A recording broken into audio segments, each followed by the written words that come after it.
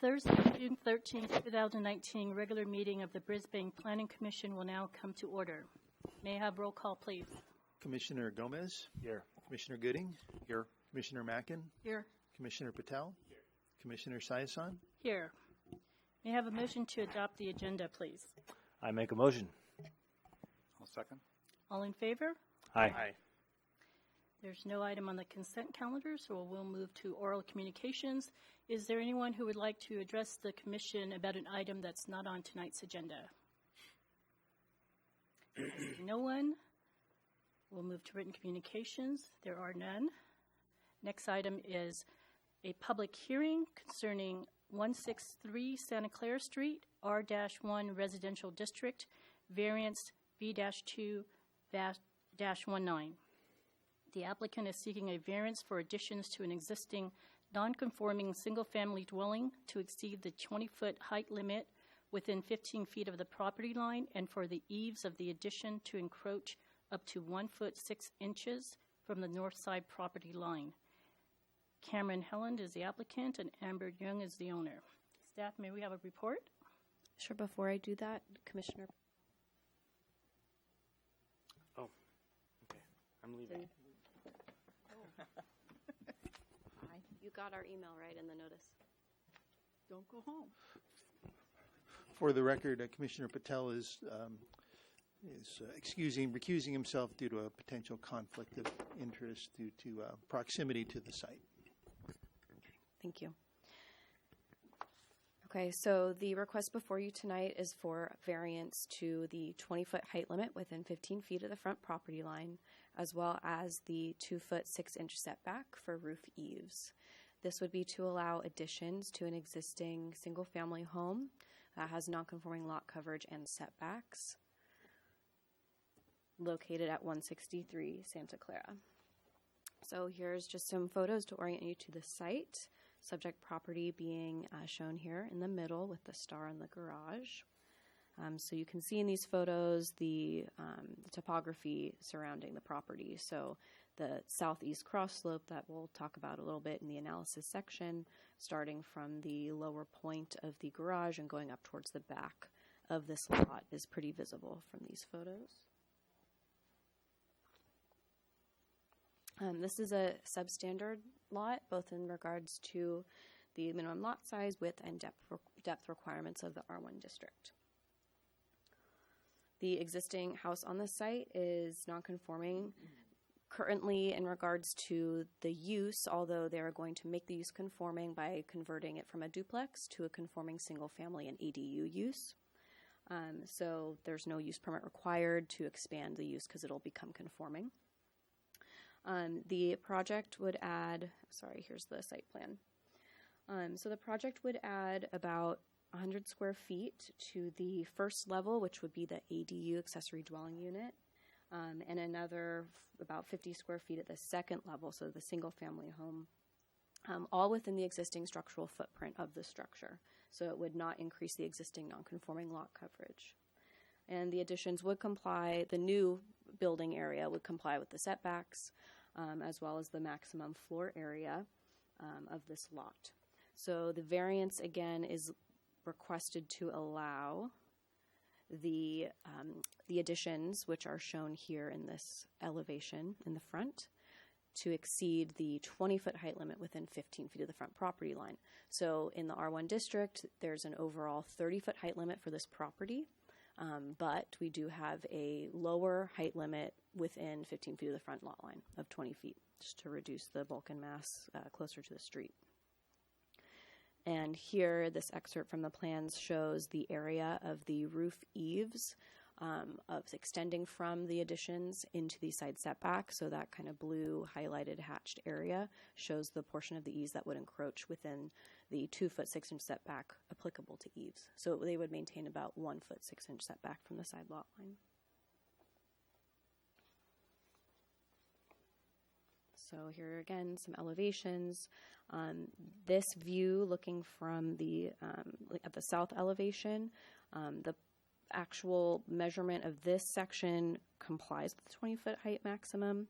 So it's when measured from the northern elevation, that the lowest point of grade results in a height over the 20-foot height maximum. So again, that's due to the slope of this property and the angle of the front lot line, which we'll talk about now. So, as you are familiar, in order to approve a variance, the commission has to find that there are special circumstances applicable to the property, such that strict application of the zoning regulation would deprive the property of privileges enjoyed by other properties in the vicinity in the same district.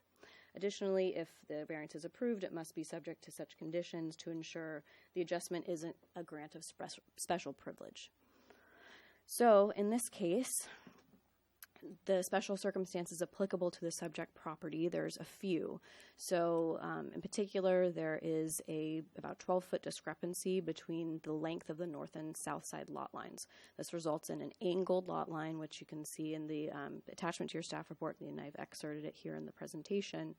As it's a pretty severe angle in terms of how the lot actually addresses the street.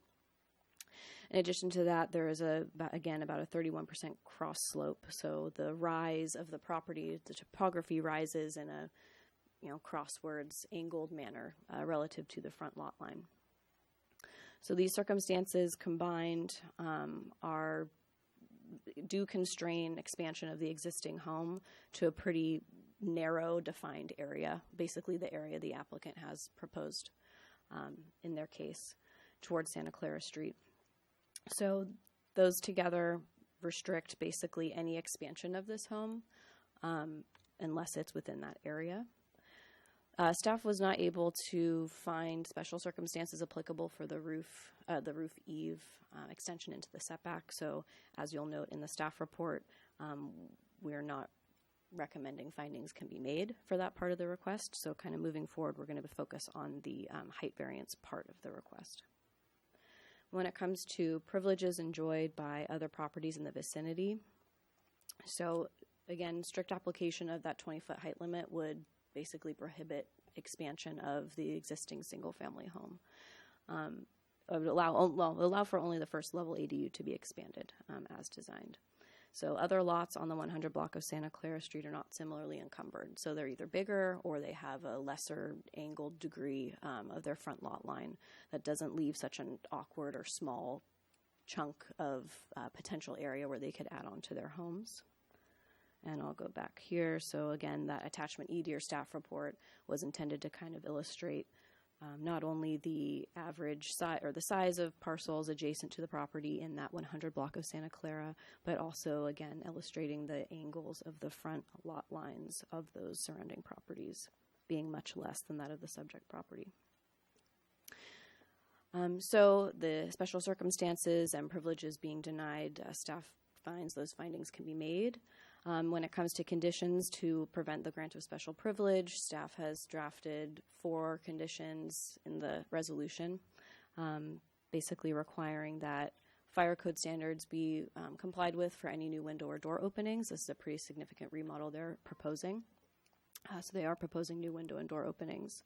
We're also going to require that the structure be brought into conformity with the current building code health and safety standards should it trigger the major rebuild section of our building code.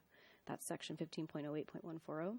And the last condition being that the existing non-conforming roof eaves be eliminated, which the applicant has incorporated into the design. So part of this, the remodel will include a new roof, and the existing eaves that encroach into the setback would be eliminated. Of course, the applicant is asking for the addition roof eaves to encroach into the setback, but the existing eaves would be eliminated. So staff is recommending approval of the variance request in part. So approving the requested variance to the 20-foot height limit, but denying the requested eave setback variance via adoption of the resolution, subject to those findings and conditions attached. I'll conclude my report here and answer any questions. Thank you. Does anyone have a question for staff? Yeah, I do. With regard to the northern eave setback, in the setback, this eave situation, I'm assuming that there was an attempt to survey the neighborhood to see, where roof lines are ending, relative to property lines and respective setbacks and so forth? Because to me, it seems like only a foot, and it doesn't seem like a big deal unless it's some safety issue or something that I'm not seeing that I didn't read in the report. So I'm just trying to understand a little bit more, because just understanding the variance process, I think, is helpful. Just looking at this particular project, because it's interesting taking a duplex and then turning it into a single family and adding the ADU. I think that's commendable. This roof situation just seems kind of funny to me, like why we're hung up on that. So we did not survey properties in the vicinity to see which properties had eaves that encroached into setbacks. That wasn't part of the analysis, and part of that is because there's a design solution that complies with the code. Whenever there's a design solution to comply with the code, it's I think difficult to justify the requested variance. So that wasn't interpreted by staff as being a privilege that we needed to then analyze for the neighborhood. You know, how common is this? So that was part of staff's analysis. Okay, But the applicant, not part of staff's analysis. right? But the way I understand this is that the existing, they're basically they're saying we want to go with the existing eave setback into the existing eave into the setback is the way I understand it. Is that correct? No, the request is for the eaves of the addition to encroach into the side setback. So it's a change. Well, yes. I mean, it's all new, right? But the existing eaves are in that setback. Sure, there is an existing encroachment. So why wouldn't it be grandfathered in? That's what I'm trying to understand. They've offered to remove the non-conforming eaves. Okay. To justify the variance request that they're making. Okay. So they don't want to keep the non-conforming eaves. And just a point of clarification, if you have a non-conforming condition for a particular area, that doesn't give you, there's no legal right to extend that non-conformity. There's no sort of prescriptive right to just extend that non-conformity for a new addition or new part of the building. So which is why we're pursuing a variance. Right. Anything new must comply with setbacks, whatever. So that's why they're requesting the variances that they have. Okay. Thank you. Commissioner Gooding, anything? Yes, I have a couple questions, please. As a sort of a policy issue, what's the purpose or goal of the height limit at this level of setback? So I wasn't here when that was adopted, but I would imagine having a lower height limit within 15 feet of the front lot line is to attempt to control the bulk of homes as they're seen from the street, to push the taller parts of the home, going up to 30 or 28 feet, depending on the slope, farther away from the street. Sort of a general bulk of buildings that. Yeah, it's controlling the form of structures so that it's not as tall as it could be on other parts of the lot, on the areas closer to the street. And so to put it in layman's terms, if you had no setback height limitations, everything would be a huge wall right along the street. The maximum footprint of. Sure, and you'll see that around town. This, as far as I can tell, that height limit was imposed maybe in the last 20, 30 years. So there's homes you'll see around town that are older that might have taller. Yeah, so it's okay. It's meant to control that street. Right. That's what I assumed. Yeah. Thank you. So essentially, the upper story of this, the duplex, which I assume will be the owner's quarters, if you will, is the piece that encroaches on the height limit at that setback level. Correct? Excuse me. It encroaches on the footprint at that height level. Well, the entire segment of the building. So the new addition is its own building segment. The way we measure height is by roof segments, essentially. So this elevation kind of shows it on the. So we're measuring. So the tallest height of this segment is measured by the north elevation, whatever the lowest point of grade is, 5 feet from the building wall to the midpoint of the roof. That's how we measure the height of that segment. So the whole segment technically is over 20 feet, even though on the other side, the height of the segment is not as high because the grade is different. Got it. Our Got it. code says you have to take the measurement from the lowest. So that where I was going with this was wouldn't there be a feasible design solution to pull the upper story of this project back? Yes, but that foot or would two? result. Well, like 1 foot or two and be fully compliant? I mean, why I'm asking is because we talked earlier about the fact that there's a design solution for the eaves, just make the eaves a little bit less prominent. Isn't there a similar or equivalent design solution for the upper story to pull it back inside the envelope that the zoning ordinance allows? I think I'll let the applicant explain the design kind of considerations that they went through for this and why they're proposing the floor plan that they did. Fair enough. But you can see from the floor plan, I mean, pulling it back, the amount they would need to not fall into the area of the lowest point of grade being over 20 feet would be a really small area. But I think the applicant can walk you through the floor plan and what the owner's desires and needs are for the expansion of their home, which informs their design decision. Okay. The other question I have is last month we had a variance request that was essentially about the FAR on their site, and some of the conversation among commissioners was, and from staff was, when somebody buys a property that is in a certain zoning area and has a certain size and is substandard or not substandard or whatever the size may be, is subject to various parameters of potential development and expansion. So why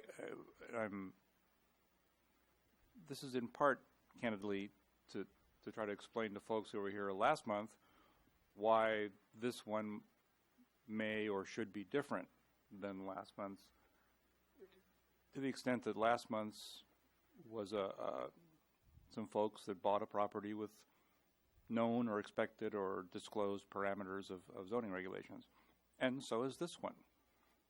It's a little different because it's about the angle of the front of the property. I get that. I understand that. But in terms of the expectation of an owner to be able to expand, given the strictures of the zoning regulation, how or why is this one different? I think the circumstances are different. The proposal is also different. I wonder if this is a discussion level item rather than, what do you think? Well, I think I think it's a fair question. I think what we're getting at here is, from the staff's perspective, this really has little or nothing to do with the developer, the property owner's expectations, their, how that related to their, whether it's value or the desirability or the usability of the lot.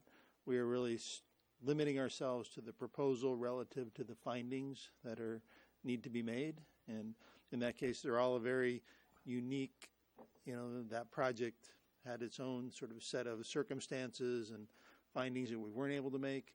In this particular case, we believe there's a much more compelling set of findings that allow us to make or circumstances that allow us to make the variance findings. But that's really what is, driving every one of these is going to be analyzed on a case-by-case basis. And I totally get that, and what drives me a little crazy about variances is that we're supposed to apply this sort of general rule and general strictures, and yet treat each one on a case-by-case basis, which is really talking out of both sides of our mouths from a logical perspective to me. But that's just me. So this property owner knew that at a certain height, the setback requirement was X, and is asking for something different. And the owner of last month's property had bought a property that had an FAR requirement that was X, and he was asking for X plus Y. Maybe this question should be punted to the owner, I get that, but why isn't there a design solution that would allow this property to stay within the zoning requirements for the setback height limit?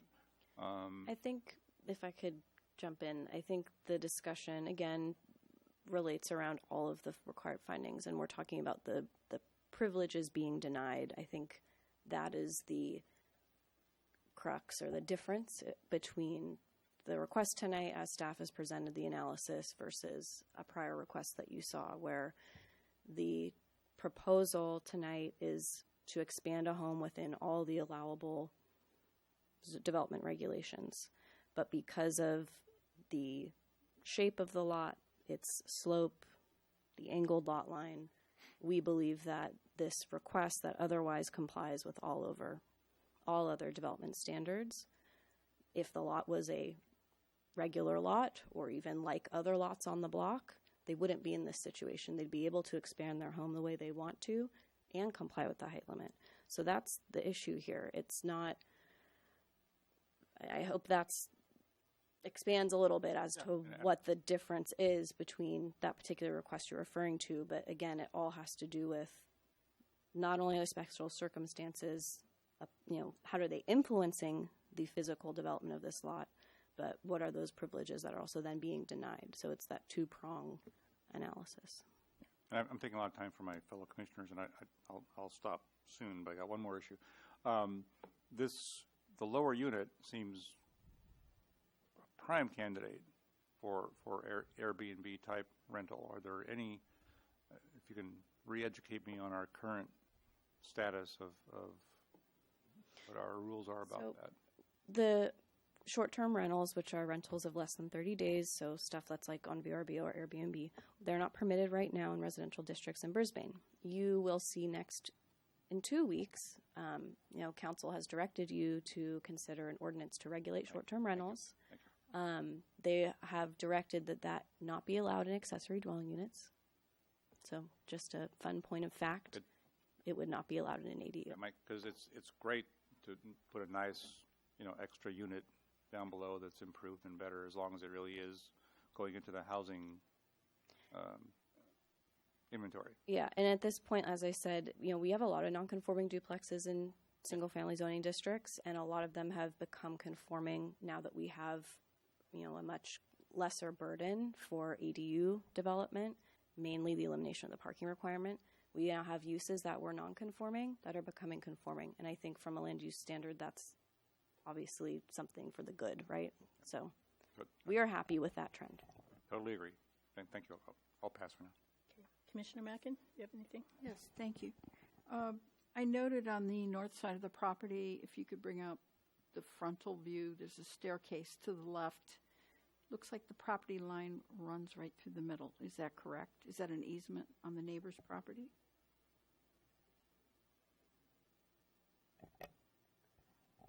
So the site plan, this is a little grainy, but that is an existing stairway that will not be replaced.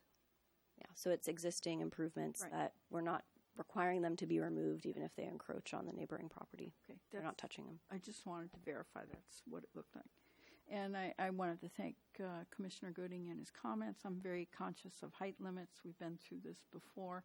I think for me, I'm just going to comment very quickly, is that looking at the slope and going from the downside, it's a really unusual lot. And if it was a level lot, it's within the height limit.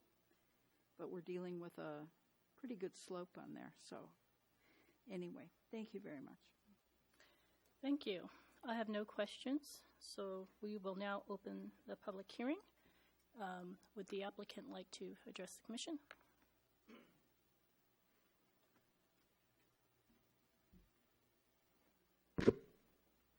It's working.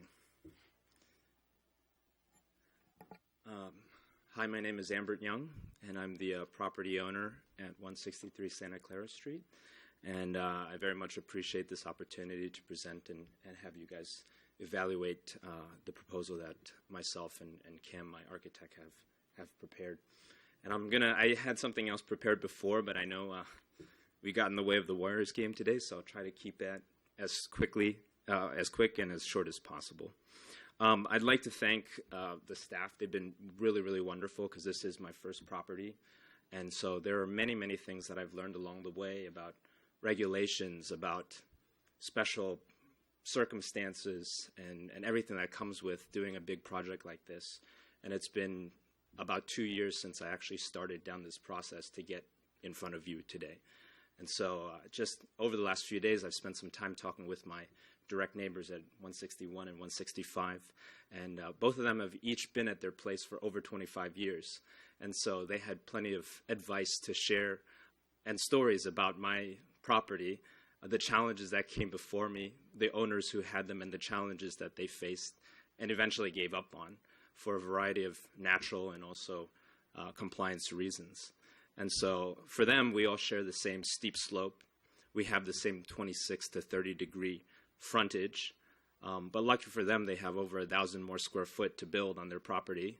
So they just don't have the same kind of setback problems that I have. But anyway, they were very supportive, and they understand the situation that I'm going through.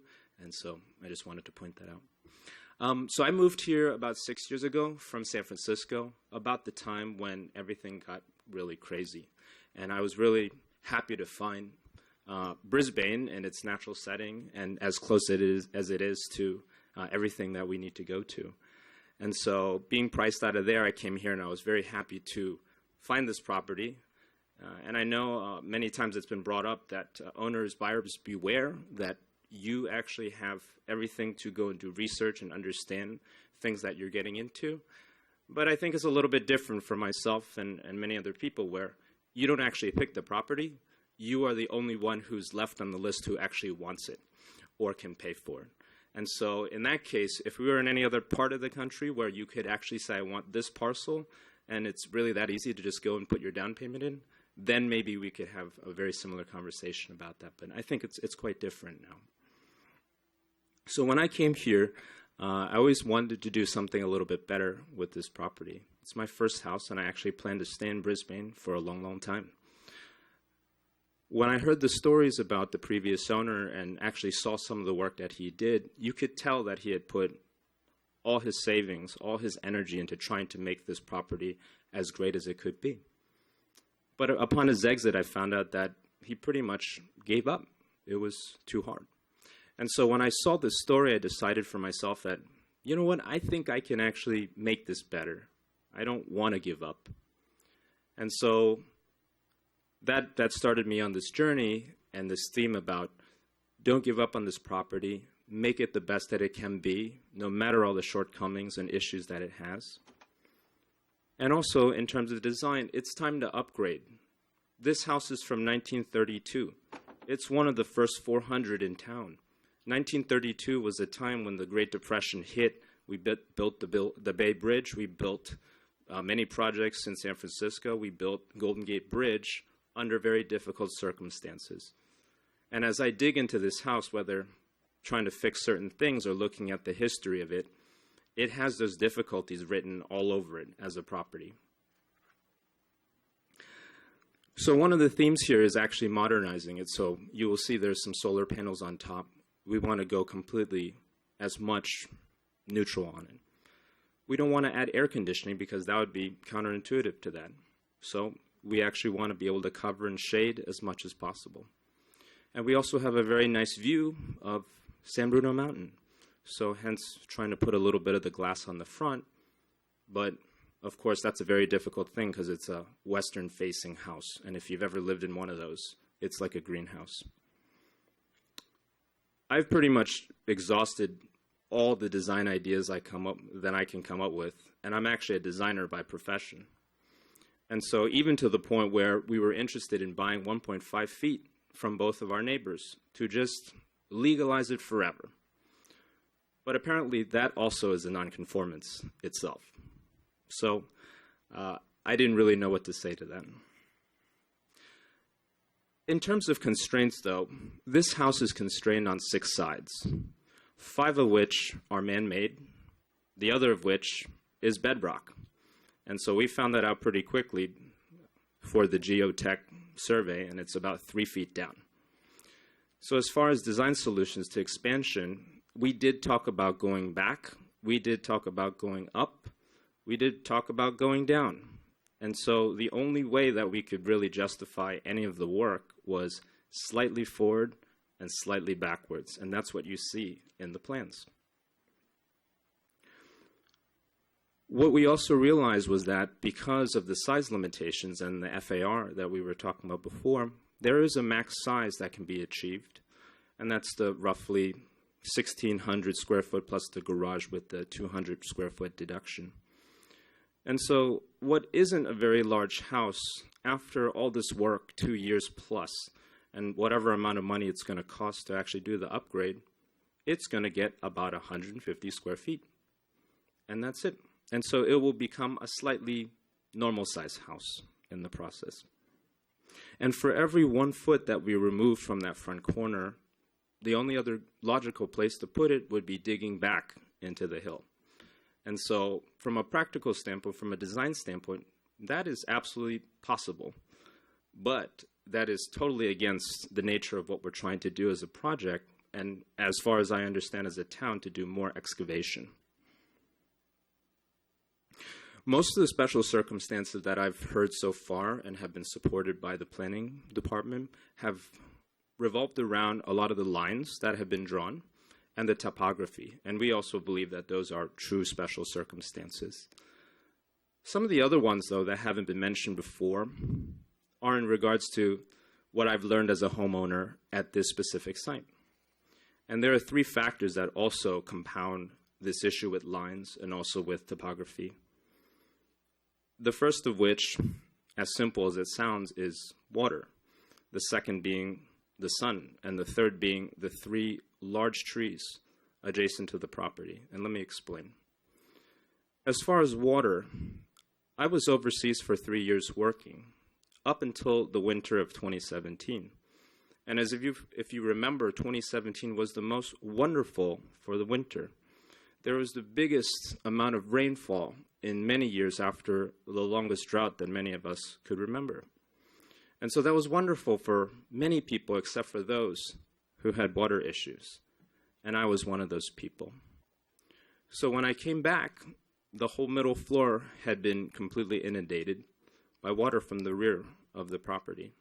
And so up until this point, I have pretty much shut the doors back there and lived in the living room. Water comes from all directions on a property like this. It comes from overhead, it comes from behind, and it comes from behind very hard on a 30-degree slope. It also comes from below because of the soaking up of the water underneath.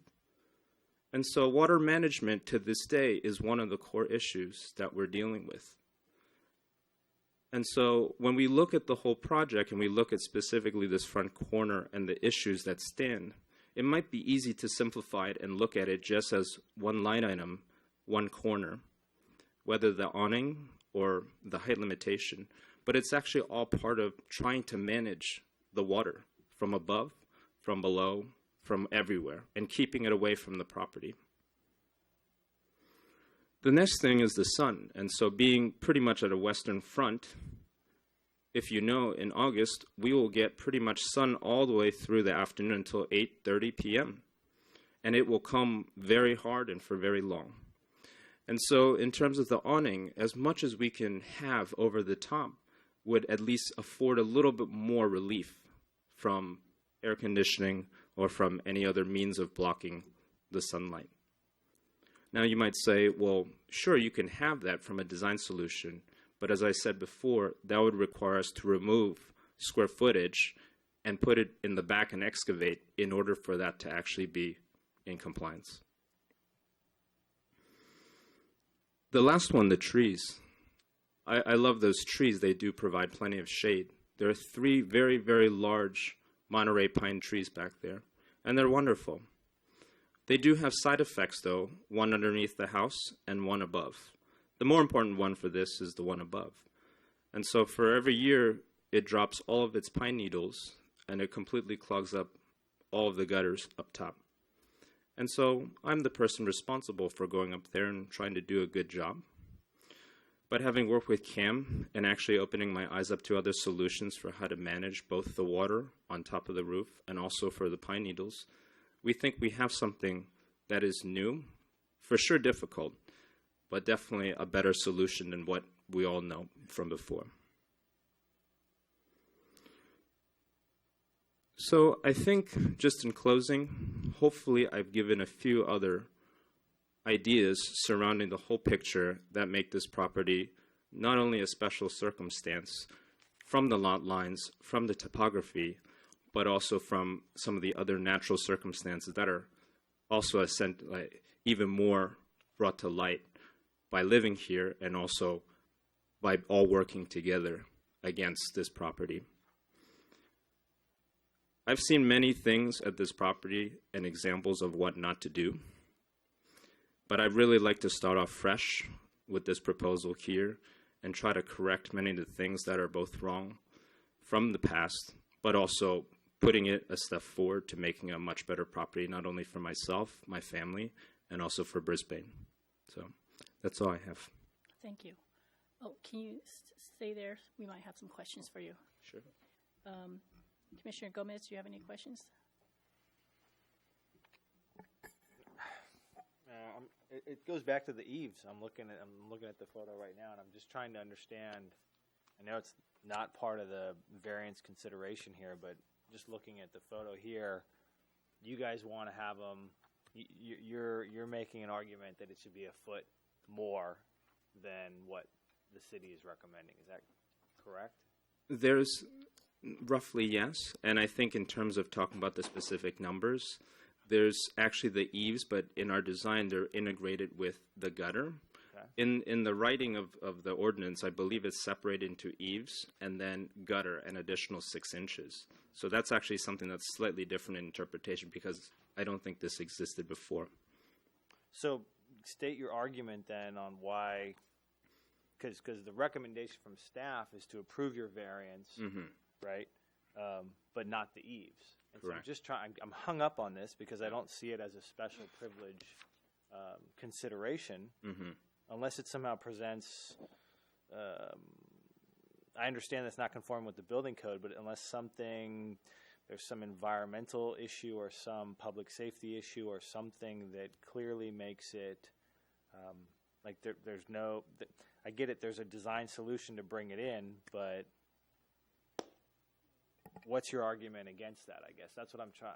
That's what I'm struggling with. Sorry, against there being a design solution to bring it in a foot versus. Oh, so that is a 1-to-1 trade-off in square footage. So the way that it's inset already, I mean, ideally it would be all the way edge to edge just to make sense, right, with the property.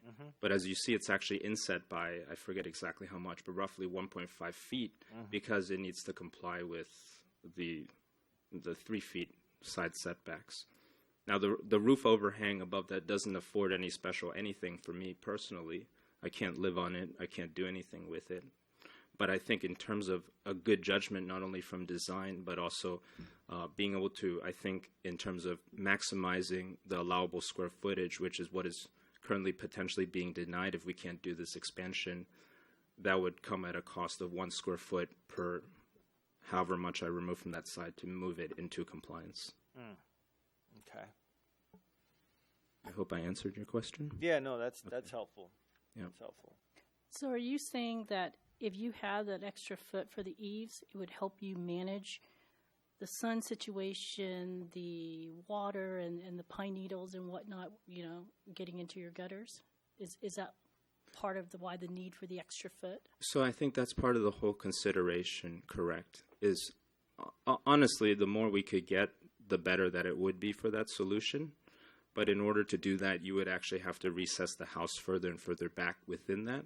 And so we thought that this would be a reasonable compromise between how much, which is more than the typical 6 inches, which I believe is specified in the code, because normally speaking, that would probably suffice. But in this particular corner, in the way that it's kind of pulled back and then dumping over the front of the garage, it probably wouldn't be a good idea. Commissioner Gooding? Yeah, thank you. Just help me with some math for a second. Sure. If you were to take basically, as I understand it, it's the northwest corner of the upper unit that is the potential violator or the problem. If you were to pull back that corner to be compliant with the existing restriction and not require a variance, how much living space do you lose in that upper unit? Just ballpark. I'm not sure specifically, probably a few square foot.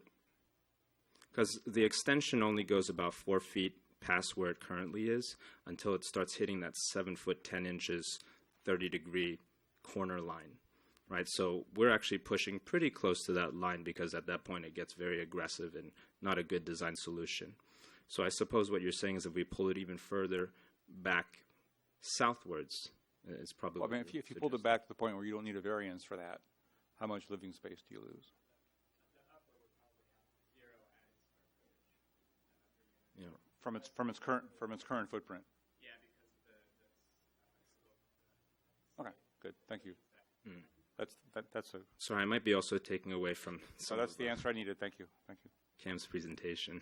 That's the only question I had. Okay. Commissioner Mackin?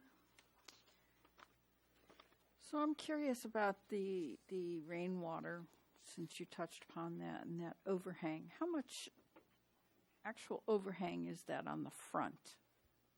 It looks like it's about 3-4 feet.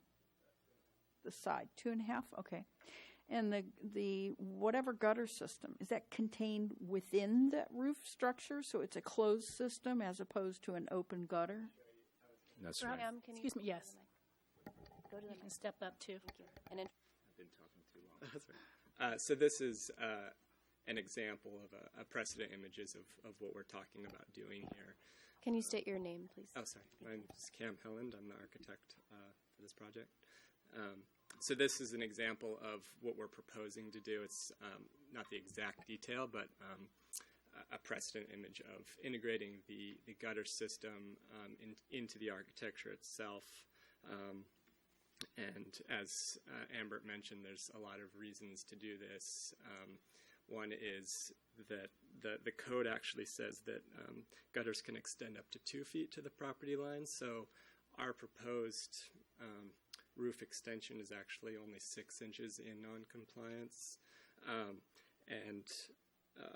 The goal or the intent of this design is to, as Ambert mentioned about the trees and the mitigation of the debris and the needles, is to create a system that's more easily maintained, that's cleaner, and also that's safer to maintain, as well as more structurally sound, so that there would be less of a chance to have to replace that or have to repair it in the future. Okay, so before you disappear, I'd like to address what you said about 6 inches. Yes. Unless I'm misunderstanding,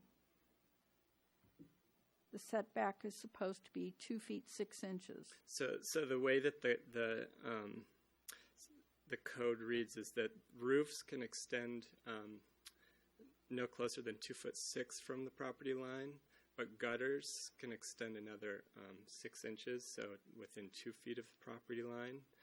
Our system, our roof system, the edge of it extends 1'6" from the property line. So, considering we're integrating that gutter into the roof line, we're kind of playing a game with numbers. But the idea is that we're only non-compliant by 6 inches. Okay, but the roof is integrated into the structure, so you're not just extending a gutter, you're extending the whole side wall. No, we're not. We're not extending the sidewall. We're just extending the roof line, and so the gutter is built into the fascia of that roof, if that makes sense. Well, because what I'm looking at showing the are you changing? I just changed it to try Okay. to. So you can see on that picture on the left is the existing condition, and there's an extension of the eave. Yes. What we're opting to do, and what we're offering to do is cut that eave off, Right. and then where the edge of that building is, Yes. that becomes our eave line. So we're fleshing it out. Okay. So you're using the existing footprint Yes. of the old building on that side, but I guess what I was asking you is your gutter has no overhang. It's built It's into built into the that. It's so that bottom left corner of our roof line in that Okay. image. That's our roof and our gutter integrated into one. Okay, And- so where you talk about having to pull back a foot, hmm but you have 6 inches of non-compliance where it's essentially flush with the side wall. Yes. I don't understand the difference there. So the Anyone, staff, do you know what I'm saying?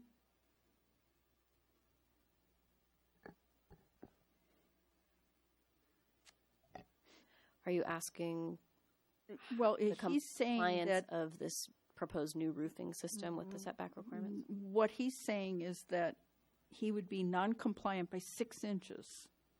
So what we're trying to do, I think I understand what you're saying. So I think what we're trying to do is, and you can see in this image, is create a roof system and a drainage system that is simplified. It reduces the multiple roof lines. It creates less jog. Right. I understand all of that, but And so in order to comply, that roof line would have to notch up an additional 6 to 8 inches in order to be within the setback. And so what we're asking for is to be able to push our new roof, our eave line, to align with the face of the wall, the face of the exterior north and south walls. We're voluntarily proposing to remove the non-compliant eaves and make the building less non-compliant, if you will, because those existing roof eaves are almost, they're about only a foot from the property line. okay, but where you talk about 6 inches, I'm not following, and maybe someone can help me, because your property owner said to make that compliant with the setback, it would have to remove a foot. Isn't that correct, what you said? A foot? Could you talk to the microphone? My comment about a foot was more the analogy of removing 1 foot and putting it somewhere else on the property, not on the roof line itself. I think that was what I was trying to specify. And I just use that as kind of a round number as opposed to the precise whatever that was here. I think this gentleman asked me about the more precise, but I don't know. Okay. So I think it's a question of how we interpret the code and the ordinance. And again, what we're saying is that if we were to integrate the gutter system with the roof system, can we call that 6 inches of the gutter roof gutter, right? And so then that allows us to be a little bit less non-compliant, if you will.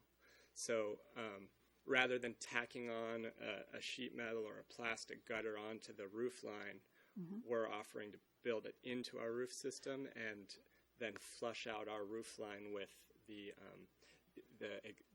new wall. The side wall. Okay. Side wall. That's correct. So essentially the exterior wall is also 6 inches over. The exterior wall is more than that. Yeah, the exterior. I don't know if we have. I don't know if I can pull up the old what Julia had. But yes, the issue with this project is that it's both the side walls are over the side setbacks significantly by over a foot, and so we're dealing with we're getting hemmed in on all sides with this in this condition. Okay, so understood. Staff, do you have anything to comment back on what he's saying?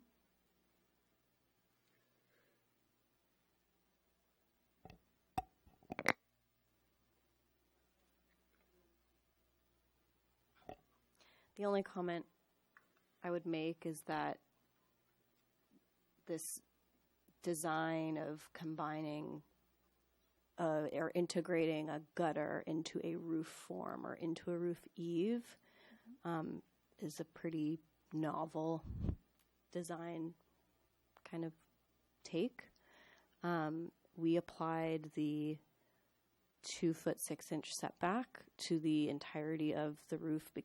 Even though they're integrated into one, it's functioning as a roof eave, which is why we applied the 2 foot 6 inch setback to it.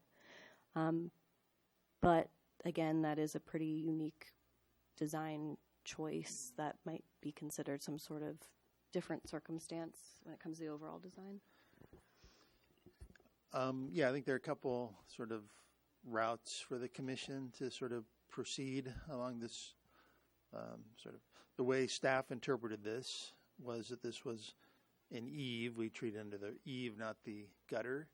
So that was the interpretation. Based on that, there are situations with variance. Obviously, the findings, if you've heard something in the testimony this evening that you find to be compelling as a special circumstance or would meet the findings, that's certainly within your prerogative as a commission to make those findings and grant the variance. The other route, which is available to the commission this evening, is that essentially the planning department, the planning director makes interpretations of code, and those interpretations are appealable to the planning commission, although we did not focus on this whole interpretation of is this an eave or a gutter. I mean, we made that interpretation. I think it would be well within your rights to interpret this evening, if you wanted to overrule the staff interpretation that this should be treated as a gutter and subject to those code provisions versus the staff interpretation that it is an eave. I think that's an option you have before you this evening as well.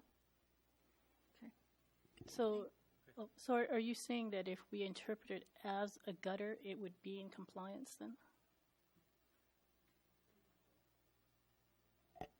We'd have to look at the roof plan and verify the dimensions. So I don't know that I have the technical specs for the roof that show the actual where the gutter is and how wide that might be. I mean, we would still be over just over. because of the nature of the existing walls are over, and what we're doing is aligning with those existing walls. We're not going past them, but the nature of this structure is such that we're over no matter what. And I think it should be noted as well is because we're proposing a glass facade on the front, that in this condition, eaves are pretty critical to sun and water. Those are really bad things when it comes to glass walls. And so the intent was to push those eaves out as much as possible within our envelope in order to prevent sun on the glass and rainwater on those long glass walls. So that was the intent of the eaves in this specific condition. I just have one more question. From the front of the building, if you could go to, okay. So from what I read, if I'm reading it correctly, you gabled roof in the front. Where it meets the side wall, what is the height right there? I got 7 feet off your plans. Is that correct? Let's show you a section maybe. Because I got 10 feet something at the apex, but about 7 in this feet. section you can kind of see up at where it hits the walls. Mm-hmm. It's at 7 feet. The right. peak is at 10 foot. 10 foot something. Yeah. Okay. Very good. And then just really quick, I wanted to show you guys. We did several of these facade studies in the schematic design phase of this project to try to study compliant solutions before ending up where we did. This one is a study that, as Amber was saying, if we were to maximize the square footage at that 26-degree angle, what does it look like? And it really creates some unusable space and not maximizing the valuable square footage. So this was an example of, it also doesn't allow for any roof overhang or solar shading. So this was one example, just for you guys to see that we did these analysis. This was another one, is if we were to take that same gable pitch and drop it down to a compliant height, but also push the square footage out to our maximum, that roof height's about 5'7" on the ends. So the further out we push to maximize our floor area ratio, that lower the roof comes. So while we're gaining the area we want, we're losing the headroom that is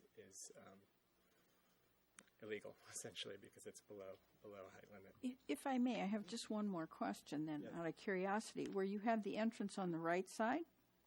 The entrance is on the right side, correct? Yes, and you were encroaching on the 15-foot setback with the height limit. Why didn't you just switch the entrance to the left side? That would have accomplished it, wouldn't it? That's just a service stair on the left side. Right. But I mean, if you had just flipped mirror image, because your stairway area on the right is actually set back. The right side of the structure is not the non-compliant situation. It's the left side slope that's actually impacting because of the way that the 26-degree angle. Yes. The left side is the one that's actually impacting the Yes. height of the structure. Yes. So That's what I'm affirming that. So I'm saying if you had moved your entrance to the left side, because that is actually set back, you wouldn't have that. I think the issue becomes because there's already entrances to both units or to both floors on the right side. Right. We would have to recreate new entrance for both units on Yes. the left side. Yes. So it's basically cost prohibitive because we're creating basically a new floor plans for both levels, right? Because there's already an existing stair up from that pad you can see up from the first level up to the second level on that right side. So we basically would have to take that whole structure and flip-flop it. Right. That's what I was saying. If you did that, you would You could not have any of the problems. more than of a renovation than Right. we are seeking to do. Okay. Yeah. Thank you. Thank you. Thanks. Is there anyone else who would like to speak? Okay, I see no one. May I have a motion to close the public hearing? So moved. I second. All in favor? Aye. Aye. Okay, who wants to start the discussion? I have no further points to make. Okay. Okay, I'll start. Okay. On the left side with the eaves are now built into the side wall. So if we look at this as the side wall is still the original footprint side wall, I don't have a problem with the eaves. If it changed that configuration, I would. So I would be okay with that. As far as the height limit, again, I wish you just flipped it, but I understand if it's an existing structure and the cost of remodeling that could be prohibitive. But again, I look at the height limit, which I'm a little sometimes stickler on people just saying I want to make my house taller. But I also, that's why I asked you, the gabled roof in the front, those sidewalls, where it meets, are only 7 feet high. So in order to get that pitch, which you may need that pitch to get the water off properly, and again, looking at the slope, that if we take the downside, or if this was a flat lot, you'd be in compliance. I don't have a problem with either variance. Okay, anyone else? I agree. I think the owner made some good points for me regarding just the unique nature, not just the diagonal shape of their lot, but the fact that they have this huge tree. They've had these flooding issues and the sun coming down. I think all those factors adds to the uniqueness of their property, and I think would warrant the variance to at least reduce some of these issues. I don't think it's something that the rest of their neighbors are contending with. So, I don't think we would be giving the applicant a special privilege, because I think by granting it, the variance, I think we're trying to make them whole, and allowing them to use the property the way their neighbors are. So I'm inclined to grant what they're asking for. Anyone else have any comments? Okay, then, no. If there's no more discussion, is there a motion that I would like to make? Yes. So I make a motion that we approve variance V-2-19 with the, I guess I'll say, with the change being that we are in support of the proposed eave solution with the gutter that is built into the existing north-facing wall. I second that. Okay. Could I ask a clarification? And that would be the findings of which were enumerated by Chairperson Sayason about the solar orientation and tree location, etc. We would factor all that into Yes. as well. Do I have a second? Second. All in favor? Aye. Thank you. And I'd add, if you're on bedrock, you're lucky. Very good earthquake protection. And good luck. Yep, good luck. Okay.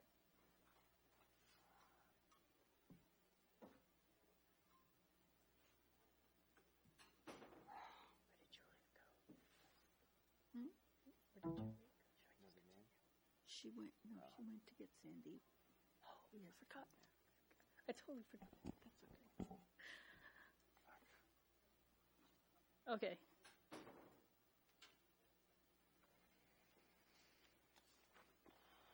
It's longer than I thought.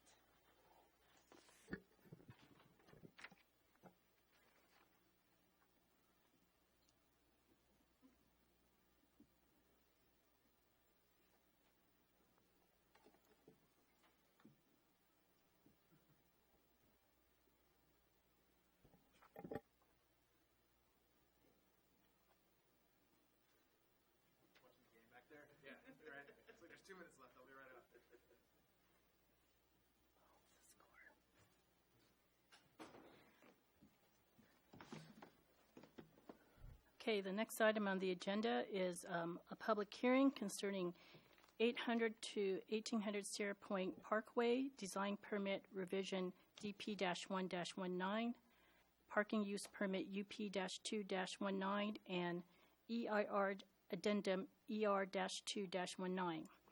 The applicant seeks a design permit revision to DP-6-05 for an approximately 21,000 square foot addition to 1600 Sierra Point Parkway, connecting at the second, third, and fourth floors to 1400 Sierra Point Parkway, and parking use permit revision to UP-12-07 to allow 1,760 parking spaces, whereas 1,801 spaces were previously approved, and EIR addendum to ER-3-05.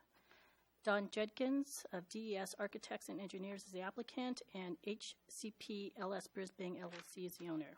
Staff, may we have a report? Yes, thank you. The applicant has requested a revision to the design permit and the parking use permit that were granted in 2008 for the HCP Biotechnology Campus at 800 to 1800 Sierra Point Parkway. The proposed revision to the design permit is to accommodate an approximately 21,000 square foot building addition. That is a 3-story connection between 1400 and 1600 Sierra Point Parkway. The connection would be on the second, third, and fourth floors of those two buildings, leaving the ground floor open with landscaping and pedestrian paths beneath the connector. The applicant also requests that the previously approved parking modification use permit be revised to allow for parking to be reduced from the currently entitled 1,801 spaces to 1,760 parking spaces. The proposal was analyzed to determine if the proposed revisions resulted in new or greater environmental impacts than were identified in the environmental impact report that was prepared for the original project. This analysis concluded that the proposed project revisions do not result in such impacts, and an EIR addendum report has been prepared to document those conclusions, and that's included in the staff report, and it's also one of the resolutions before you tonight. By way of background, in 2008, City Council certified that EIR and granted approvals for the development of this biotech research and development campus. The project includes 5 R&D buildings totaling a bit over 500,000 square feet of floor area, plus a parking garage with retail liner. This is on a 23-acre site along the southern edge of Sierra Point Parkway, as you see here in the slide. A number of permits were granted by the city at that time. A couple of those were the design permit and parking use permit that these applications would revise.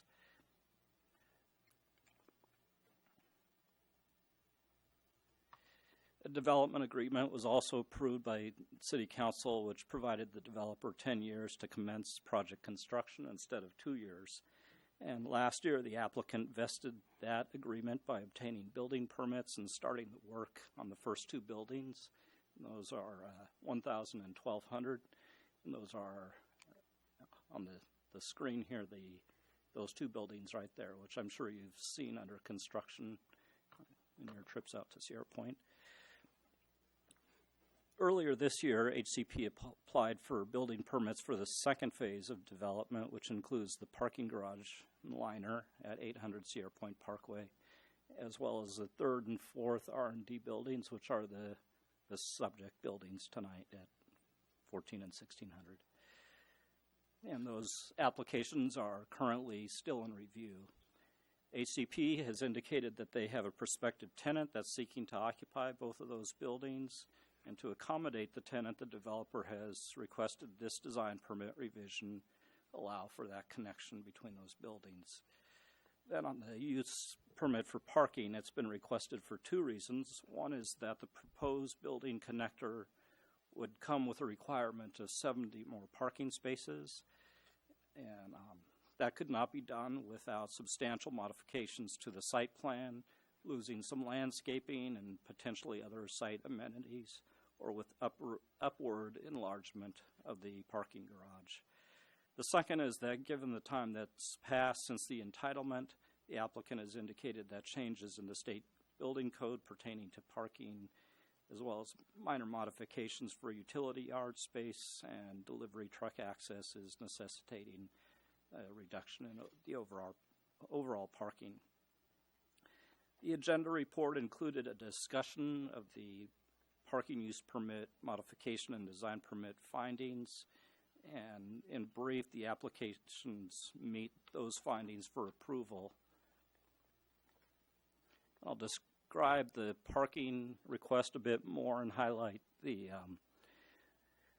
some of the key matters that relate to the findings, as well as the same for the design permit. So for the use permit, the previously approved permit recognized the retail parking as being served by the marina parking lot located immediately east of the site, since that retail space was intended as a public amenity. And then the R&D parking, lacking a specific R&D parking standard, administrative office standard of 1 parking space to 300 square feet of gross building floor area, was applied to the project, and that's where the 1801 came from. That total is site-wide and includes both the surface and garage parking, of course. And there's a shared parking use agreement, so all the buildings share all of the parking at the site. The applicant has proposed a reduction in the site-wide parking, as I mentioned, of 41 spaces for that 1760. And with the addition of the connector, 1,871 would be otherwise required. So parking standards are established by the zoning ordinance and are based on generic categories of building use, such as retail, office, warehousing, and so on. The broad application of these standards is generally effective in ensuring that the amount of on-site parking satisfies the user's needs, as well as not spilling over into the surrounding areas. However, in certain cases, the specific use warrants reduction of the standards for a site as allowed by a parking use permit, such as is before you tonight. In this case, lacking a specific standard for R&D uses, the parking ratio to gross floor area ratio for administrative offices was used as the closest fit, essentially. And there is some precedent for allowing for less parking for those R&D uses. These include Sangamo Therapeutics and Phase 3 projects, both on Marina Boulevard, just to the north in Sierra Point. And those were both last year and were on the order of 1 to 500 square feet of R&D floor area.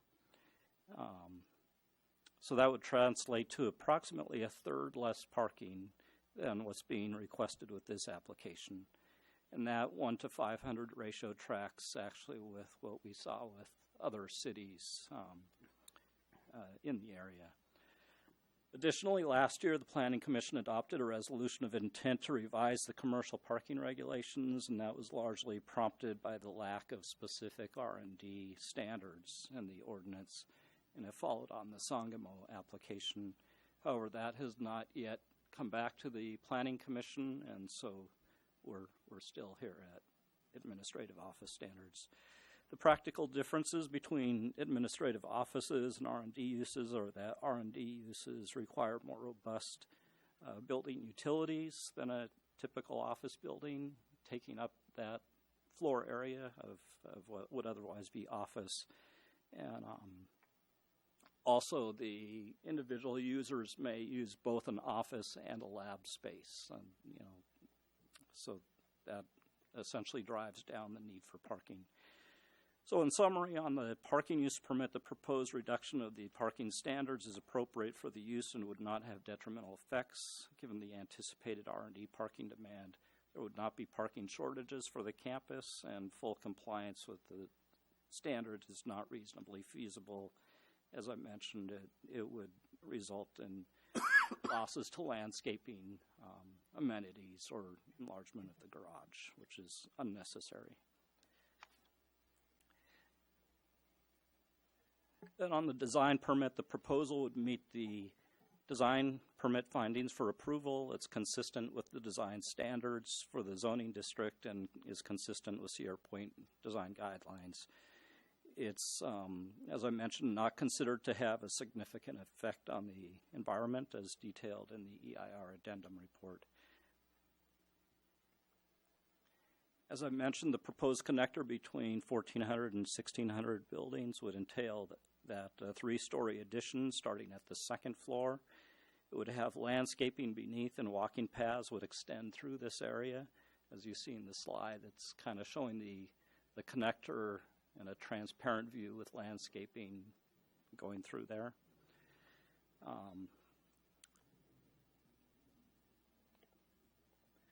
The addition would be just under 7,000 square feet on each of the three levels for a total floor area, as I mentioned, of 21,000 square feet. And as a point of comparison, the entitled R&D campus was a bit over 500,000, not including the garage and retail building. So the addition would fit well with the previously approved development for a variety of reasons. It would respect the symmetrical orientation of the two buildings. It would be set back from the front and rear edge of those buildings, providing for articulation. It would be also stepped down from 5 stories at the penthouse level to 4 stories at the connector. It would be open at the ground level with columns providing for support and otherwise landscaped at the ground level. All this will serve to reduce the mass and provide for pedestrian access and transparency. And while the connection would somewhat diminish the sense of openness found in the originally approved design with a narrower visual corridor between those buildings, the ground level views would not be impeded, and the effect is considered minimal and in scale with the campus. Also, this area of the site is not a primary view corridor, but rather occurs mid-block along Sierra Point Parkway. The exterior treatment would be predominantly light-colored glass, which would provide for a sense of transparency and lightness. And with that predominantly clear view windows and integrated in terms of both form and materials with the rest of the building, it's all the same. We feel it would tie in seamlessly with those two buildings and complement them. So in closing, staff recommends approval of environmental review addendum, the adoption of resolution ER 219, approval of revision to parking use permit via adoption of resolution UP 19, and approval of design permit via adoption of DP 119, which contains the findings and conditions. And I'll also note that staff has not received any comments from the community on this application. So.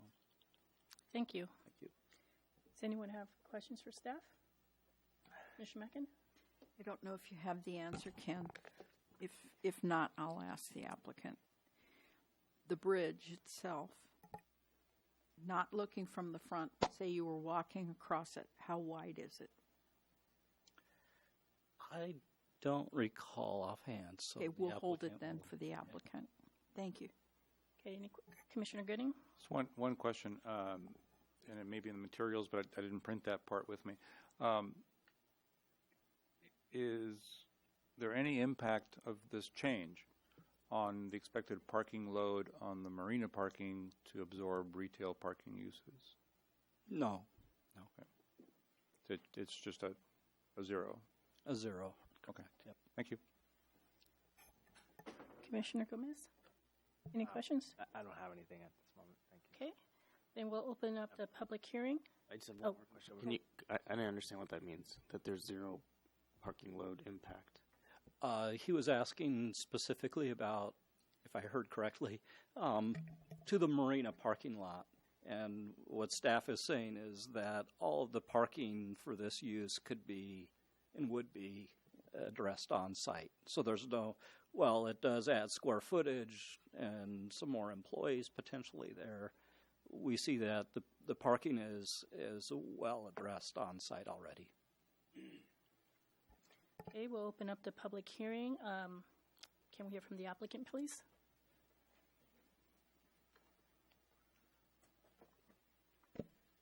Hi, I'm Scott Bone. I'm a Senior Vice President with HCP, so the property owner. Just first want to take the opportunity to say thank you for taking the time tonight. I know the Warriors are on, and hopefully we're getting a win as we speak. Also wanted to thank staff. I think they did a wonderful job on the staff report and really laid things out very well, which is great because it minimizes the amount of time you're going to listen to me. So just a little bit of background. You know, we obviously started the project back in early 2018 with our first phase, which is buildings D and E.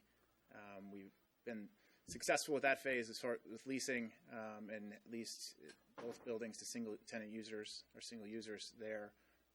Those tenants will move in December of this year and February of next year. You know, and the restaurant that we're building as well will open in December as well, which will be open to the public. You know, so we're excited to bring that amenity to Sierra Point. You know, we not only, you know, with this project here, if you're aware or not, as of Tuesday, we're also the owners of the towers across the street from this project. So, you know, we're very heavily invested in the Sierra Point area, and, you know, look forward to, you know, continuing to improve on what's there from an amenity standpoint and a design and functionality standpoint. Just to talk a little bit about the parking, you know, keep it brief on that. You know, we're very comfortable with one per, I think it's 323. That's really in line with what we've seen throughout our other campuses from a life science standpoint. We own about 5 million square feet of life science projects here in the Bay Area, and that really falls kind of right in the sweet spot. Kind of 3 per thousand is what we see, which this lines up with exactly right. And so I don't see any issue with the. You know, frankly, I think a lot of the retail people will just park in our lot, you know, because a lot of the retail will hopefully be, you know, food service and things like that that's happening, you know, during lunch when other people are going in and out. So I think, you know, there's plenty of on-site parking to accommodate that as well. So on the connector, and I'll let Dawn, who's joined me here, go through more of the design aspects of it. But a little bit of background. This is something that we are working with a large multinational biopharma company who I wish I could name, but I'd sign my life away on non-disclosure agreements, to bring them to Brisbane. You know, it is still a competitive situation. It's getting to the point where, you know, we're being told a decision is coming in the next likely 2 weeks, and they've made it very clear in their design and our conversations with them that the connector, you know, with 3 levels is critical.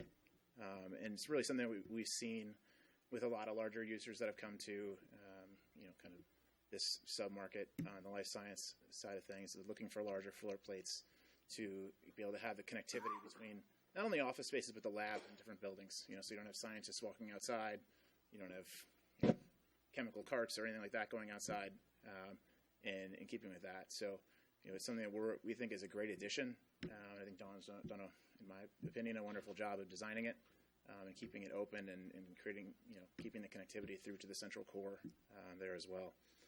So with that, I'll turn it over to Dawn and talk a little bit more about the design. Good evening. My name is Dawn Jedkins. I'm with DES Architects and Engineers. So just to orient you a little bit to how we came up with the shape and the footprint of the connector. As Scott was saying, with tenants, we're finding kind of they're desiring different things than when the project was entitled 10 years ago. Contiguous floor plates, and also moving towards more of a kind of a tech office environment in terms of the type of amenity spaces they like to include within their floor plans. I mean, previously, 10 years plus, it was all very kind of lab focused and inward facing. Now we're seeing the desire for transparency and bigger window lines and a lot more kind of connectivity to the exterior. And so we wanted to create more than just a pedestrian connection between the two buildings, but more functional space. This gives the opportunity to circulate from one side to the other for the different users, but also to create kind of spaces to collect amenity space away from the desk and the lab environment inside the building. The connector is 50 feet front to back in the short direction, and where the buildings come together at the tight point, we're 90 feet approximately on the south side, and about 160 feet on the front. We're 17 feet floor to floor, which matches the adjacent buildings. And the massing connecting floors 2 through 4 allows us to be kind of a floor shorter than the adjacent buildings, so really kind of scaling down and being more sensitive to the massing in the middle. In addition, you can see that the connector is placed kind of centrally in the floor plate. These buildings have a core that runs through the center of the building. Quite often we see lab space on one side of the core, like the whole north side of the building would be lab, and then maybe the south side would be office. So this allows that connection on both sides of the core for both lab and office if they need to be separated in any way. Can we go to the first view? So I organized this intentionally to show you kind of the approach to the building from first the intersection of Shoreline and Sierra Point Parkway, showing you both the entitled view from the original entitlement and then with the addition. We talked a lot about views and whether the mass of the connector was going to somehow obscure views that currently existed with the arrangement. You can see that from the intersection when you look towards buildings B and C, they really kind of blend together the way that they overlay each other. So if you go to the next image, the connector really doesn't impact the roof line of those two buildings in terms of height, and just kind of sets down kind of within that mass. And then as you get closer, thank you, sorry. As it starts to open up, what you see beyond is not the bay, but then you start to see the building beyond within the campus as well. So again, kind of a building on building kind of layering. So when you put the connector in, just a similar kind of view. There's a little bit of sky in this case, but really no kind of long-range views to be obscured. And then if we look at this view just for a second, another important thing here is to kind of preserve the ability to enter both buildings as we had before with their own entry as an exit strategy. This tenant moves out and we need to put somebody else in there, and then we have the flexibility then going forward to, maybe there's a multiple tenant scenario. So preserving those entries was important aspect of adding the connector.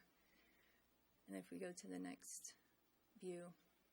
So this is looking between, and the view from a pedestrian level from the previous application was kind of under the tree canopy. So probably around a 10 to 12 feet of view kind of from the pedestrian level looking through. When we add the connector in, We tried to heighten that as much as possible, so we're going to have 15 feet of clear height underneath that connector, so you can kind of see the scale of the pedestrian there, and maximizing the bay spacing, so we minimize the amount of columns that would need to come down at that ground floor as well. And trying to work with the existing architecture, but also try and create a slightly lighter feel with a more transparent glass, so we could kind of activate that space on all levels, kind of see the activity within the building as well as at the ground floor. We chose to go with a low iron glass for the connector, which what that does, it takes that kind of natural green tint out of the glass. The rest of the buildings are already a clear glass, but they have the low E coatings that gives them, the coatings all give a different kind of tint, so we're feeling a little blue on the adjacent buildings. So with the Starfire glass, we can get a much more kind of crystalline kind of look.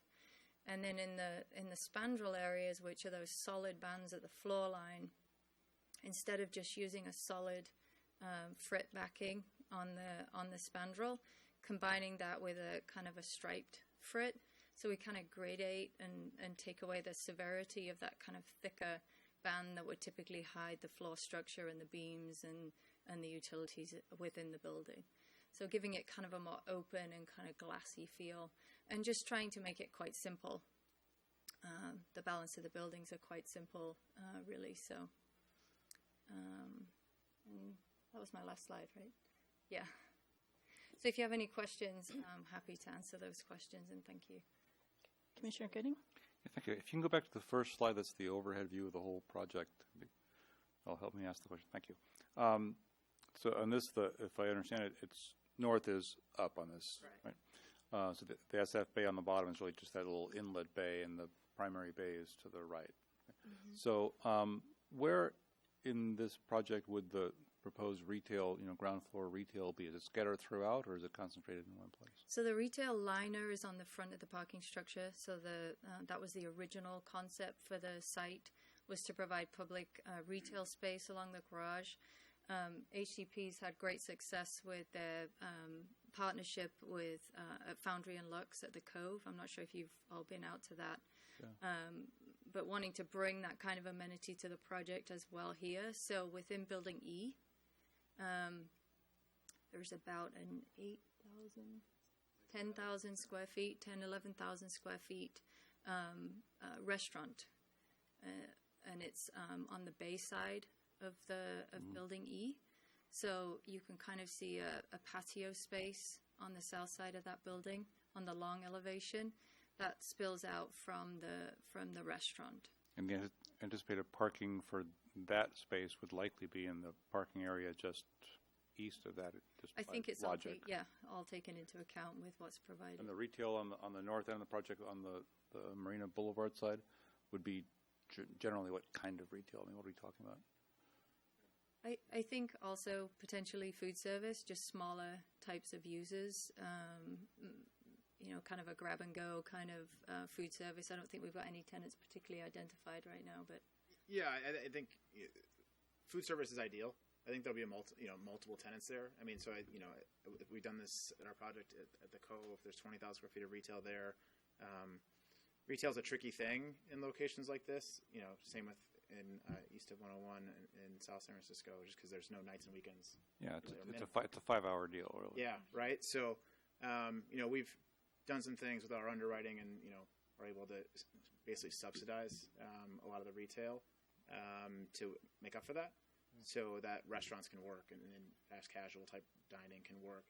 And I think what's important, kind of anecdotally, I spent the last 2 days meeting with tenants at the towers, kind of understanding what they're looking for, what do they want, right? And it's without a doubt amenities, and it's food, and it's places to, I don't know if it's dry cleaner is the right idea, but but things, inline retail service, right? And so that's what we see there. Okay, thank you. And in light of the fact that the Warriors lost by 1, I'll just stop questions at that. Dawn was DVRing it. Yeah. So. I don't know to watch. Yeah. Sorry, folks. Any other questions? Commissioner Mackin? I'm going to go back to the width of the bridge. So when I first looked at this project, I said, okay, they want a bridge. I get the connectivity. I get that it's one tenant. They want the buildings connected. It all makes sense.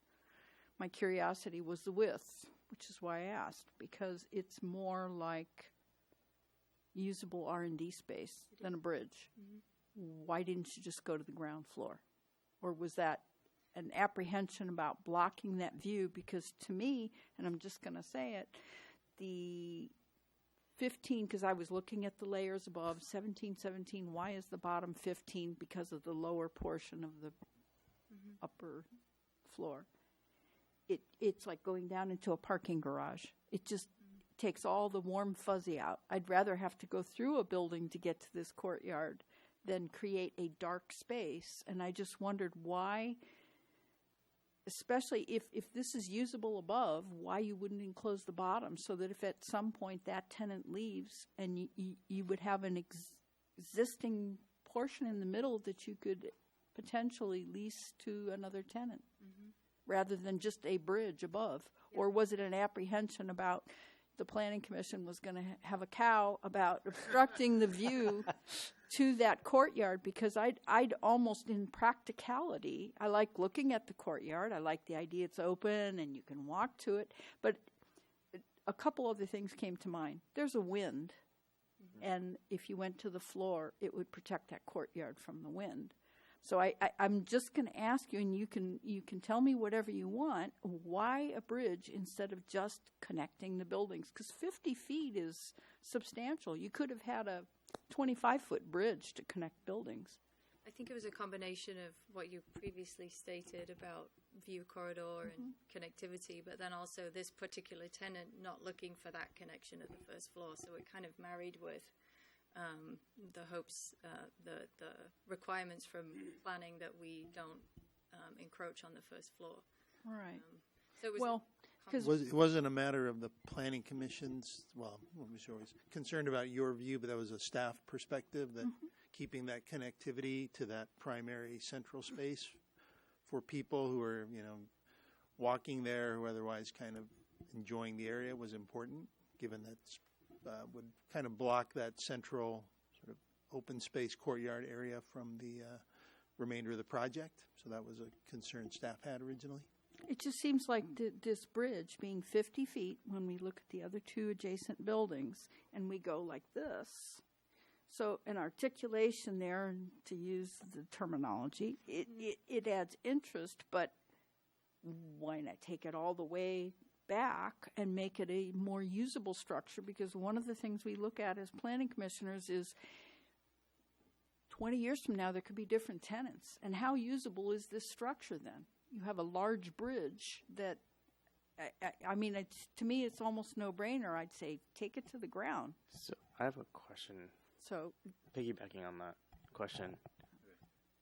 So that's just kind of more. I'm not trying to put you on the spot, but I'm trying to give you feedback. And because of the wind, and I understand what staff is saying, but it's a lovely courtyard. It's all landscaped. But to go under and create a whole dark space under there, it's like going into a parking garage. I'd rather see where you go around and go, look at this lovely courtyard. It's protected from the wind. Yeah. Because that's an issue at the Cove, the wind. Sure. And the same issue is going to be there. It's beautiful in Brisbane. We go often there's no wind in Brisbane. It's all down there. we often come from the Cove to this project within the same half hour, and it's like you can take your jacket off. I mean, it is better, but there are certain months of the year there's wind. So we do have, this is essentially a separate structure, even though it's connecting the buildings. So it does have its own foundation system that could, in the future, we could close it in at the first floor if we chose not to do it now.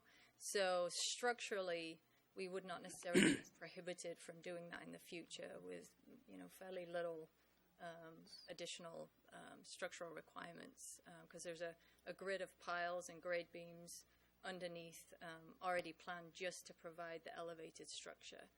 So it would be a case of kind of extending the skin at that point. So by just enclosing those upper floors now, it wouldn't necessarily prohibit us physically from doing it in the future if that were to be permitted. Thank you. So my question then would be, I'm assuming I used to work in biotech and everything was key card activated, so you couldn't just walk through buildings, right? Is that how?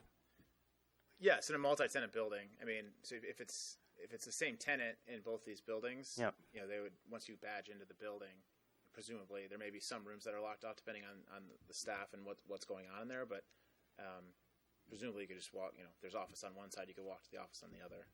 Once you're in the building, but Once you're in the building. public access, I mean, it's not like the public's going to be walking through buildings B and C. No. And if it was completely enclosed to the ground, I'm assuming that the public wouldn't be walking right across from there. Correct. They would be restricted from walking right across. They'd have to go around. They'd have to go around either building B or building C to get to the courtyard. Correct. And so this provides more access to people that are outside. Correct. I mean, we look at it from people who, you know, from neighboring buildings across the street, or, you know, any of the buildings who are going to come and they want to have lunch at the restaurant in Building E, right? Their natural way to progress through is to walk, you know, the sidewalk and then come in and go between buildings B and C to get to the restaurant in Building E. Okay. So in terms of that, I think it's better public access. I just looked at it a little differently. I understand what you're saying, that if I was going to go there to go to the courtyard, I'd go to the parking garage. And it's an easy walk right from there, right into that courtyard. Or if you parked at Building A, you're just walking around the back end of Building B. So I can see it both ways. Any other questions? Commissioner Gooden? One quick question. This is a 3-story bridge, right? Just total morbid curiosity. Why 3 and not 2? That would be sort of a more open, smaller, lighter structure. Sure. A lot of that goes to, really all of that goes to the requirement of the potential tenant, or the potential user. You know, they've been very clear, you know, very direct with us that, you know, it has to be, you know, 3 levels, because based on how they're laying out the buildings and where their labs and offices are, and they need the connectivity across, you know, the 3 levels. Right. Thanks. Any questions, Commissioner Gomez? I had a different concern when this is all populated and thriving, what the traffic situation is on the off-ramp for Sierra Point, and I remember we talked about this like a year ago, that there's a plan around, and I was kind of refresh my memory around this. Yeah, that was all analyzed when this EIR was originally done, and along with other environmental work for other projects that were approved out at Sierra Point. And basically they're looking at signalizing the intersection, the freeway interchange. There's also some striping coordination with Caltrans on the particularly on the off-ramp, to provide more sort of capacity and different turning movements. But the signalization is projected to significantly improve allow this to function at build-out. Okay, thank you. Thank you for that. That's helpful. Okay. Well, I have no questions. Thank you. Thank you. Thank you. Is there anyone else who would like to speak? I see no one. Can I have a motion to close the public hearing? So moved. I second. All in favor? Aye. Aye. Okay. Who wants to start the discussion? I'm good. Yeah. Do you have anything to say? I'd still make that bridge solid, but that's up to you. Other than that, I have no problem with it. I actually like the design, though. I just think seeing it, just what Commissioner Gooding had asked, I was going to ask that as well. Why not 2 levels would make it seem like a bridge, and you'd see that view into the courtyard, whereas now it's like you've got a duck. Even though, okay, I know it's 15 feet, but 15 feet isn't that much across a long expanse. It's very little. Think about a house. There's houses with 12-foot ceilings. And to me, that's just, ooh. That's why I go to the ground. But I'm okay with it. Anyone else? No further comments. No further. Okay. Then would someone like to make a motion? I move to approve ER-2-19. Second it. Do we do Or do we have to, every other there's like three things. Oh, yeah. You can include all three in a single motion if you are so inclined. I would ask to. I would move to approve ER-219. Sorry, ER-2-19, UP-2-19, DP-1-19. I second that. All in favor? Aye. Thank you. Thank you.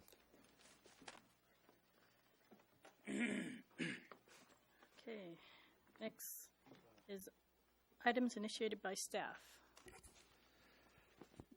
Just a few things. One is, as Julia mentioned, upcoming workshop on short-term rentals. That'll be scheduled for your next commission meeting, second meeting in June. And then a couple other things that the council will be considering at their upcoming meeting next week. One would be to provide some direction for the commission to study cannabis retail sales, walk-up retail. And then also they're looking at a proposal to, right now the council has had a Bayland subcommittee consisting of 2 council members. There's consideration of whether 1 or 2 planning commissioners should be added to that Bayland subcommittee as the project and the process moves forward. So they'll make that decision at their meeting next week. So those are the things I have. Anything else? Okay, thank you. Items initiated by the commission. I did want to just bring up the subject of substandard lots, and perhaps it makes sense to have a workshop on that from a historical perspective. And I say this because I didn't mean to be difficult during that initial discussion. I was misarticulating myself because I had seen that in the design scope, but I wasn't conveying it because my argument was it's illogical to have them pull in that wall because of the odd shape of the lot and the slope and so forth. And so I'm struggling mightily, as Commissioner Gooding articulated as well, with the unique site conditions on substandard lots and how to differentiate what is special privilege and what isn't. This is what I do struggle with, because I feel that while we made our judgments on today's thing, that someone else can probably make an argument that we just granted special privilege on that.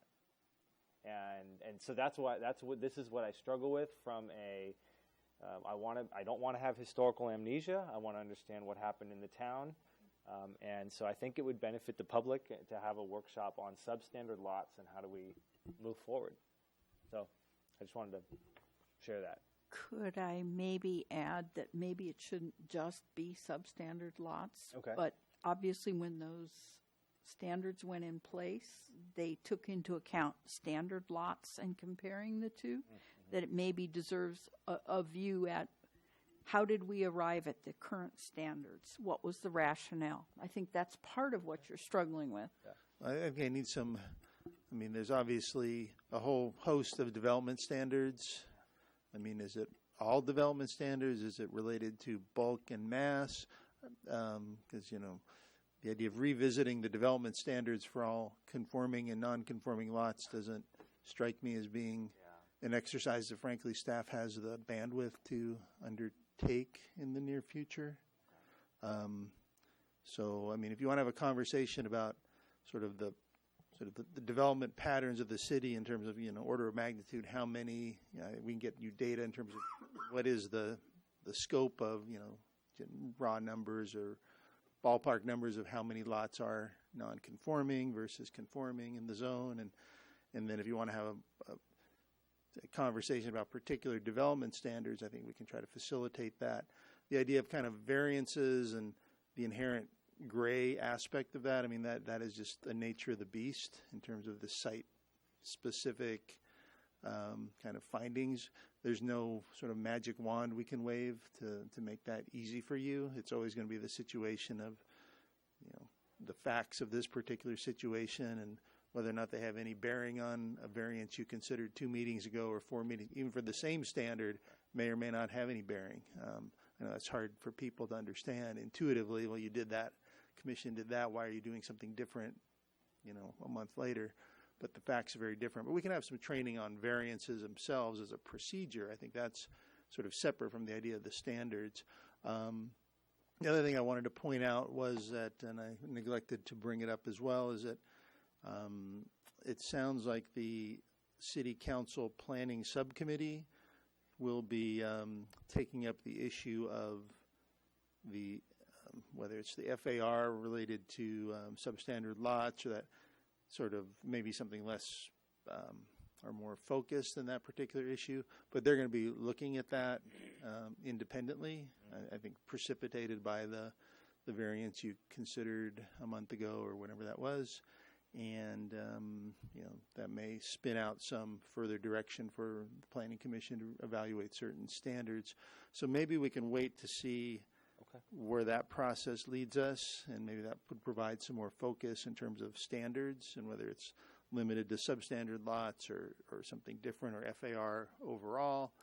And then we can go from there. And then the variance sort of training, which I think is a separate animal, we'd work with the city attorney to have him available to maybe do a workshop on variances in particular, if that would be of interest to the commission. If I may, I think your suggestion about waiting is a good one, in that some of what we have today as code are driven by a community direction of what they want to see and what they find acceptable and unacceptable, and the current FARs are based upon a point. The community said, no, enough's enough of whatever, and the direction coming back from council will certainly entertain community imperative about what are certain present circumstances and where we want to go with it. That will answer a lot for us. Thank you. Okay, thank you. Okay, can I have a motion for us to adjourn to until the next regular meeting of June 27, 2019? So moved. All in favor, or do wait? I'll second that motion. All in favor? Aye. Aye.